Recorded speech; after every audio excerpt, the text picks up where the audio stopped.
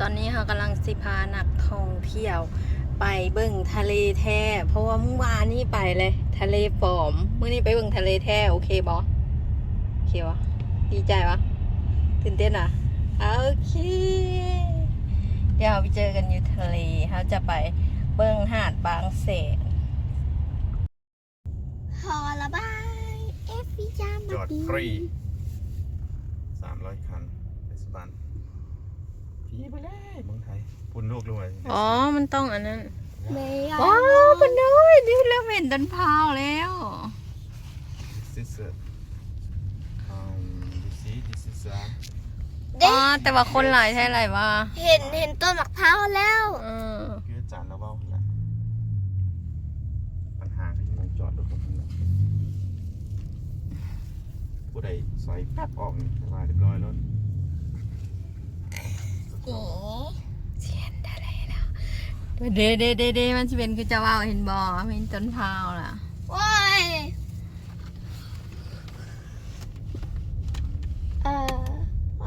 พวกเราก็ไม่รู้ล่ะเอ๊ะ เอาภาษาอังกฤษก็ได้ ว้าว โอ้ยยูซี่ยูซี่ โอ้ my I see it เห็นบอน้ำทะเล โอ้ลูกเห็นน้ำมันในนั่ง ว้า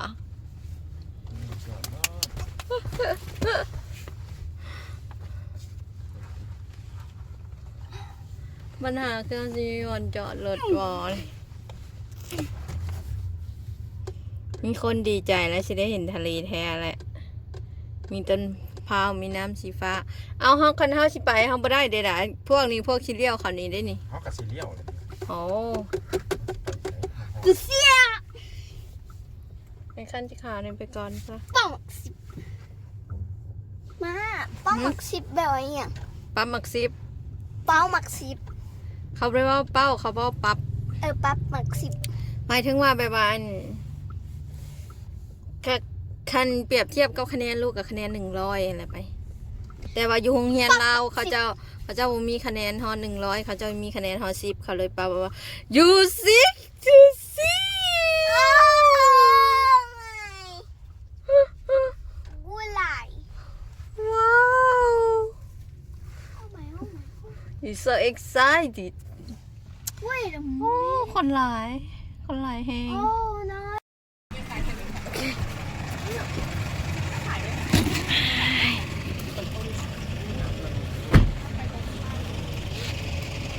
เนี่ย จอดบริการเลยครับคนละ50 บาท โอเค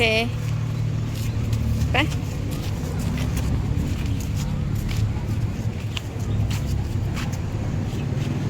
โอ้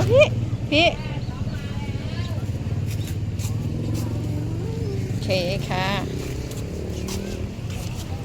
ไว้ไปเบิ่งข้างหน้าว่างใช่ไหม กำลังลงกันนะ มาถึง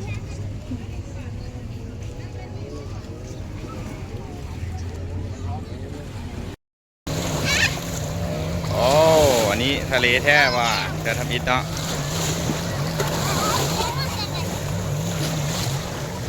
ตอนนี้บรรยากาศยามแรงแต่เป็นความลงอันนี้หาดบางแสนได้แต่ว่ายังบ่เป็นหาดเท่าเพราะว่ายังคำอยู่หาดจังหน่อยเนาะคนหลายมื้อนี้วันเสาร์คนเที่ยวหลายมาได้มาใจายครับพานังพาตังอยู่นี่คนละ50 บาท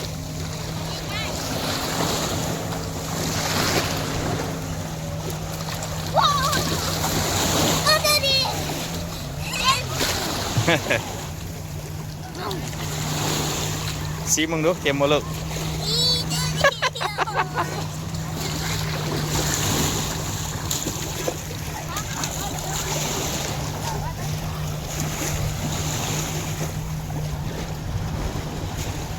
ว้าว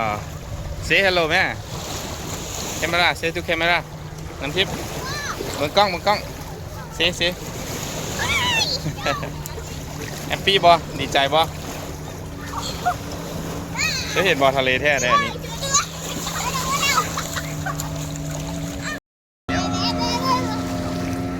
เ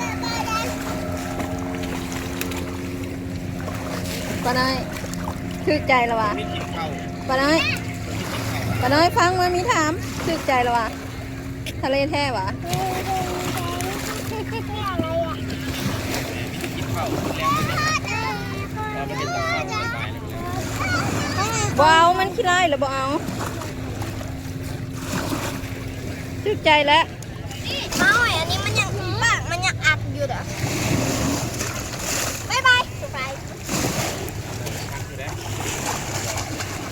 แกนี่ต้องจะนี่เลยคนละ50 บาท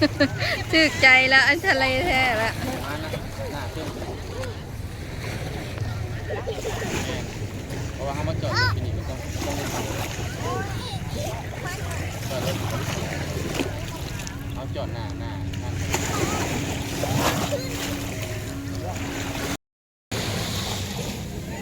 นี่คือทะเล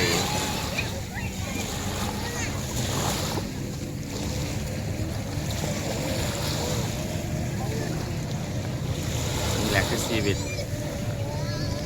สิคิดอย่างไรคนเฮา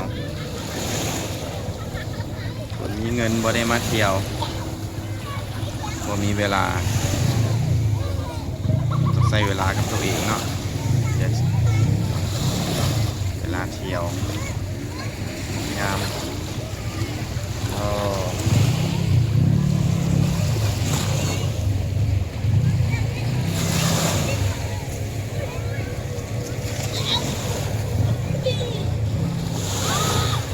เด็กน้อยลิ้นมวน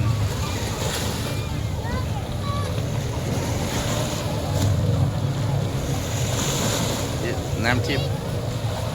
มักกะลีหลายเป็นบ่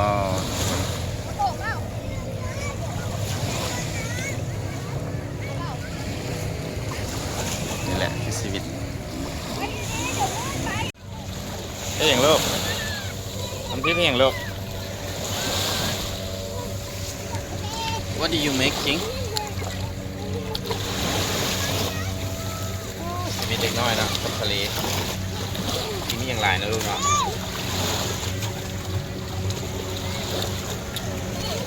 เอาเลย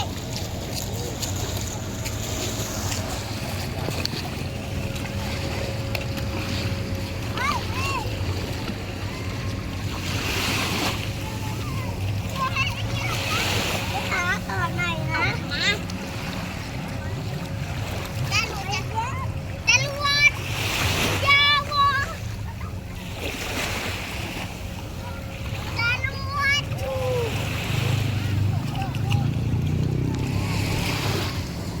เอาอีก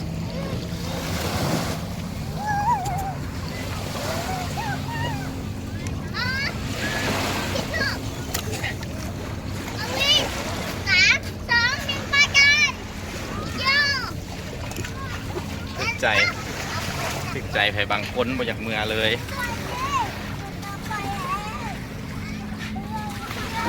มวนบ่มวนบ่ลูกหามวนอยู่หวะ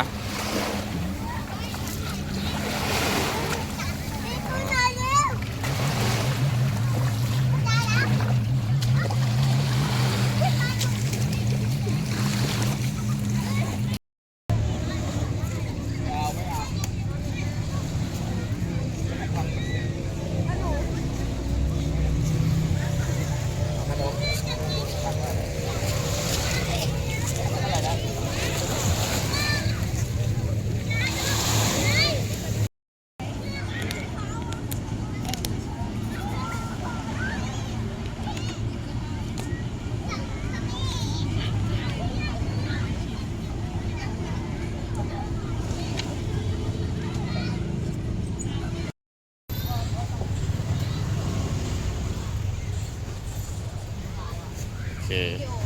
วิดีโอตอนนี้เขากลับมาถึงชลบุรีเนาะหาดบางแสนตัวนี้ ด้วย โดย EV เนาะ ไฟฟ้า ฮอล655โฟกสวาเกนเนาะในระยะทาง670 ลักจากบ้านมาเลย กรุงเทพมาแล้วเทื่อนี้มาทะเลอีก โอเค นี่นะทะเลแท้ๆเลยทะเลแท้ๆได้รถ EV ของเรา มาฮอดเนาะมาฮอดฝากบ่ยากง่ายๆเนาะมาได้ผู้ที่ใส่รถอีวีบ่ต้องย่านนะ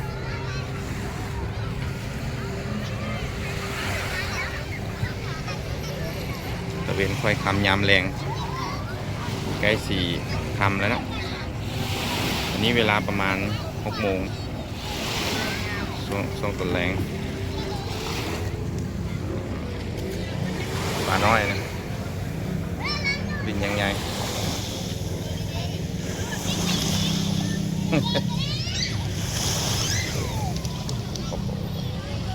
งามหลายงามหลาย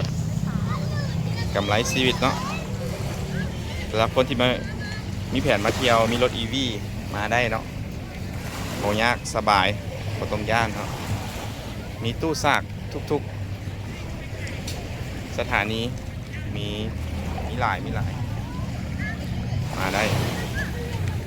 โบแพงเนาะเดินทางมา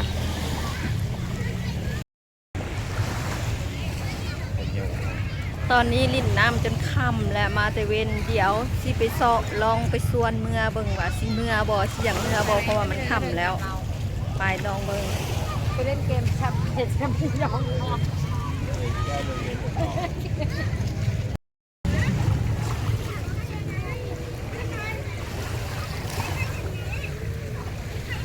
ป้าน้อยไปเมื่อค่ำแล้วฮะเอามันค่ำเลยได้เจ้าลิ่นแต่เว้นเห็นเนาะแต่เว้นตกดินแล้วนี่นะ อ๋อผมโดนแข็ง ผมจนแข็งแม่นข้างก็จนแข็ง เจ้าเล่อย่าเจ้าเล่เบิ่นเลยปะจ๊ะ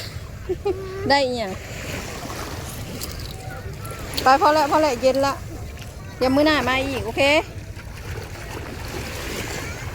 ลินแท้ลินว่าจนบ่อยากเมื่อแต่เว้นพูแต่ว่าทะเลตอนแรงงามหาดก็เริ่มขึ้นมาแล้ว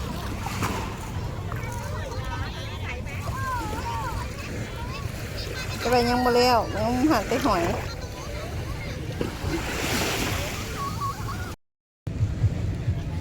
คือตอนนี้ เอามาจอดรถอยู่หาดบางแสนเนาะเดี๋ยวรถเขาจอดอยู่หันและเขาก็มานั่งอยู่นี่รู้สึกว่าทั้งเงินคนไทยคนต่างประเทศจริงยางกายไปกายมาไปกระท่วงรถ แต่ว่ารถเขากลมกลืนได้สีขาวป้ายขาวอีกไปกระท่วงเว้ยรถโวกแอนไฟฟ้ามาแต่ละ